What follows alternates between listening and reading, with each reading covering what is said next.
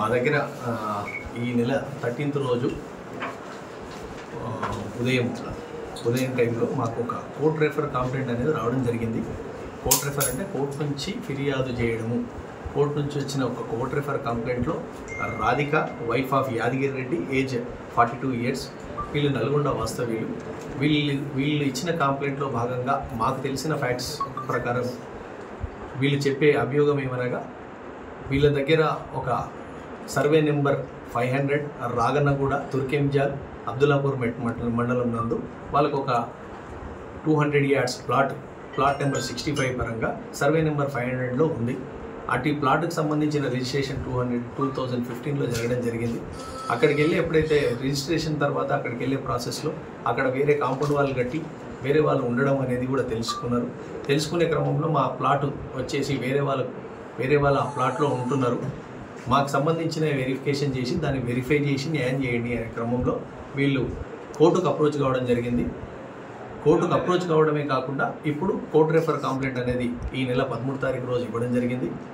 దాని విచారణలో మాకు తెలిసిన ఎన్విరాన్మెంట్ ప్రకారం చూస్తున్నట్టే ఈ రాధిక అనే కంప్లైంట్కి సంబంధించింది ఇంకొక డాక్యుమెంట్ ఉన్నట్టుగా, అట్టి డాక్యుమెంట్ వచ్చేసి 1 కిరణ్ కుమార్ అండ్ రవికుమార్ పేరు మీదుగా ఉన్నట్టుగా తెలిసింది.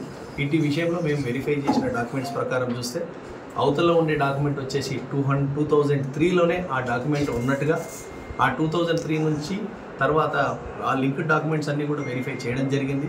ఇటు వెరిఫై చేస్తారంటే since 2000 after registration of second owner point of వ్యూలో కూడా వీళ్ళు పొజిషన్లో ఉన్నట్టుగా, కాంపౌండ్ వాళ్ళకు ఉన్నట్టుగా, మోర్ ఓవర్ కంప్లైంట్ క్రియేట్ చేసేది కేవలం 200 yards. అక్యూజ్కి సంబంధించిన వాళ్ళ డాక్యుమెంట్ వెరిఫై చేస్తే వాళ్ళు 200 yardsలో సేమ్ సర్వే నెంబర్ 500 లిమిట్స్లో ఉన్నట్టుగా తెలిసింది. వాళ్ళ లింక్ డాక్యుమెంట్స్ అన్నీ కూడా కలెక్ట్ చేయడం జరిగింది. వాటికి సంబంధించిన అక్యూజ్ పార్టీకి సంబంధించిన వాళ్ళందరూ కూడా అట్టి డాక్యుమెంటేషన్స్ కానీ అవన్నీ కూడా ఇవ్వడం జరిగింది. వాళ్ళు ఒక ఎలక్ట్రిసిటీ బిల్స్ కానీ అక్కడ ఉన్న ట్యాప్ కనెక్షన్కి సంబంధించిన బిల్స్ అన్నీ కూడా మాకు పోలీస్కి సబ్మిట్ చేయడం జరిగింది. వాళ్ళు చెప్పే ఎన్విరాన్మెంట్ వీళ్ళు ఎప్పటి నుంచో పొజిషన్లో ఉన్నట్టుగా, అక్కడ ఒక కాంపౌండ్ వాల్ కట్టి అందులో కొంతమంది నివాసం ఉంటున్నట్టుగా కూడా మా దృష్టికి రావడం జరిగింది. వీటికి సంబంధించిన బిల్స్ అన్నీ కూడా మాకు సబ్మిట్ చేయండి అంటే ఈరోజు వాళ్ళందరూ కూడా సబ్మిట్ చేయడం జరిగింది. అక్కడ పవర్ కనెక్షన్ బిల్స్ కానీ, ఎలక్ట్రిసిటీ బిల్స్ కానీ, వాటర్ కనెక్షన్ బిల్స్ కానీ ఇవన్నీ కూడా ఇవ్వడం జరిగింది. ఇటు కంప్లైంట్కి సంబంధించిన డాక్యుమెంట్స్ ప్లస్ వీళ్ళ డాక్యుమెంట్స్ అన్నీ కూడా విచారణ స్థాయిలోనే ఉంది. పై అధికారులందరూ కూడా దాన్ని వెరిఫై చేస్తూ ఉన్నారు. వాళ్ళ డైరెక్షన్స్ పరంగా కూడా అన్ని లోతుగానే వెరిఫికేషన్ చేసిన తర్వాతనే మేము దీన్ని డిస్క్లోజ్ ఫ్యాక్ట్స్ అనేవి కూడా చేయడం జరుగుతుంది. ఈ స్టేజ్లో మనం నేరారోపణ అనేది ఎవరిపైన కూడా మేము చేయలేని సిచ్యువేషన్.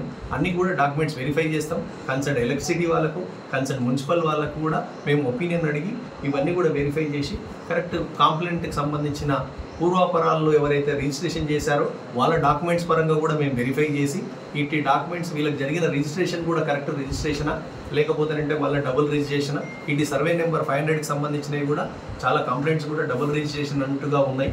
ఇందులో ఉంటే ఫస్ట్ రిజిస్ట్రేషన్ ఎవరిది, తర్వాత రిజిస్ట్రేషన్ ఎవరిది, ఈ డాక్యుమెంట్ అన్నీ కూడా వెరిఫై చేసి ఏదైనా త్రూ ప్రాపర్ ఛానల్గా రెవెన్యూ వాళ్ళది ప్లస్ కన్సర్న్ మున్సిపల్ వాళ్ళది, ఎలక్ట్రిసిటీ డిపార్ట్మెంట్కి సంబంధించిన వాళ్ళది, చుట్టుపక్కల కూడా ఆ టౌన్ ప్లానింగ్కి రిలేటెడ్గా వీళ్ళు ఎప్పటి నుంచి పొజిషన్లో ఉన్నారో ఇవన్నీ కూడా వెరిఫై చేయడం జరుగుతుంది.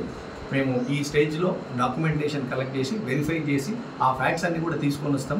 If it is case is prove అనే ఫ్యాక్ట్స్ ఉంటే పై అధికారుల దృష్టిలో తీసుకొని లీగల్ ఒపీనియన్ తీసుకొని చేస్తాం. ఫ్యాక్ట్స్ అనేవి ఏవి లేకపోతే ఇది సివిల్ ఇన్ నేచర్ సబ్జెక్ట్లో మేము రెవెన్యూ వల్ల కూడా రెఫర్ చేయడం కూడా జరుగుతుంది. ఆ ఫ్యాక్ట్స్ పరంగా కూడా కంప్లైంట్కి ఎలాంటి హెల్ప్ చేసే ఎన్విరాన్మెంట్లో. Thank you. 1 and all. నమస్కారము.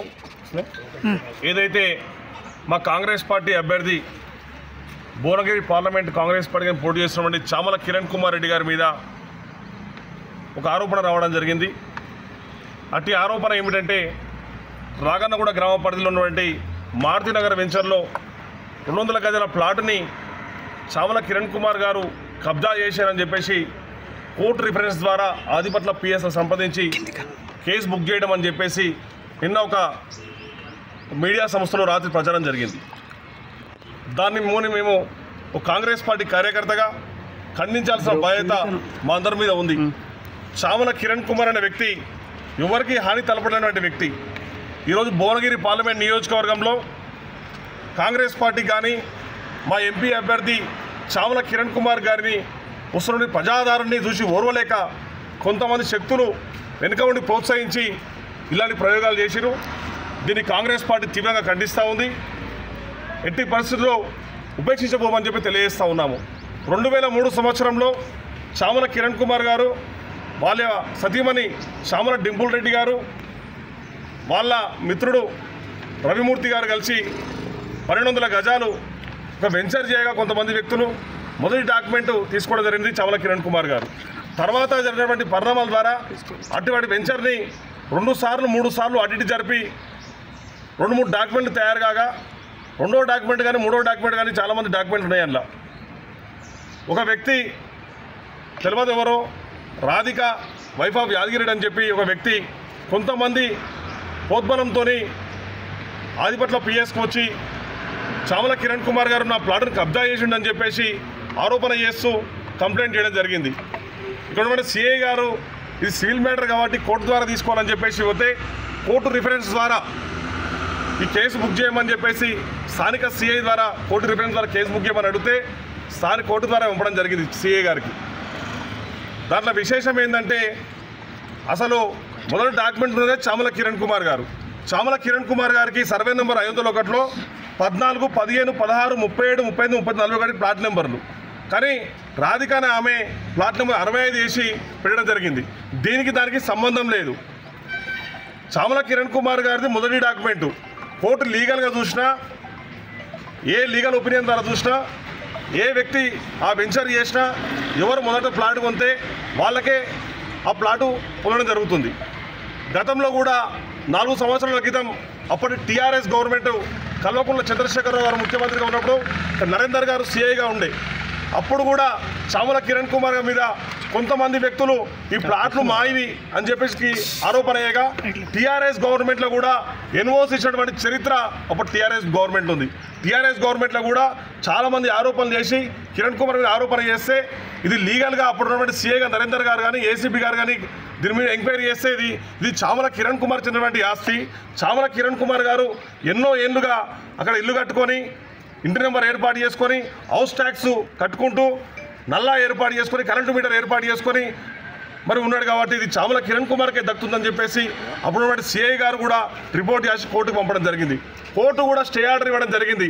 చామల కిరణ్ కుమార్ సంబంధించినటువంటి ప్లాట్లో ఎవరు కూడా ఇన్వాల్వ్ కావద్దు, ఇది కిరణ్ కుమార్ సంబంధించినటువంటి ఆస్తి, వాళ్ళ వైపుకు కానీ వాళ్ళ మిత్రులకు సంబంధించిన ఆస్తులు ఎవరు ఇన్వాల్వ్ కావద్దు చెప్పింది. కానీ కొంతమంది అప్పుడు కూడా మరి అప్పుడు సర్పంచ్ ఏదైతే 2003లో చామల కిరణ్ కుమార్ గారు ఉన్నప్పుడు అప్పుడు ఉన్నటువంటి సర్పంచ్ కందాడి లక్ష్మారెడ్డి కూడా మరి డాక్యుమెంట్లో సాక్ష్యం ఉన్నాడు. కందాడి లక్ష్మారెడ్డి ప్రజలు టీఆర్ఎస్ పార్టీ వ్యక్తి, స్థానిక మాజీ ఎమ్మెల్యే మంచిరెడ్డి కిషన్ రెడ్డి గారు కూడా అత్యంత సన్నిహితుడు. ఆయన ఉన్నప్పుడే ఇది ప్లాట్ కొనుక్కోవడం జరిగింది. ఆయన పొజిషన్ చూపిస్తేనే ప్లాట్లు ఈరోజు మాకు చామల కిరణ్ కుమార్ రావడం జరిగింది.